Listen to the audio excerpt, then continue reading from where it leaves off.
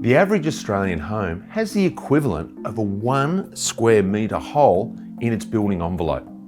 Guess where all that air you just spent money heating or cooling is going?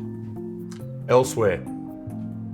Blocking drafts mostly involves inexpensive materials and measures, so it makes sense to do it yourself if you are capable, or you might have access to a handyman.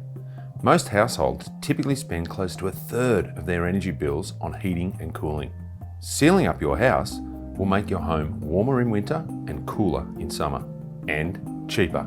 We recommend getting a door blower test from a reputable company if your house is still leaky after you've done all you can visually see. Or get a home energy assessment with a thermal camera.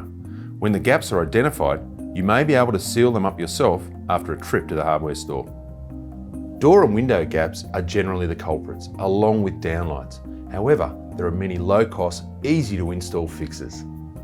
Have your insulation inspected or safely inspect it yourself. Insulation is relatively cheap and it's a very quick fix. If you have insulation that's been compressed, it needs fixing. You only need a 10% gap in the coverage of your insulation and it's effectively useless. It's like putting on a jumper and cutting holes in it. It just doesn't work.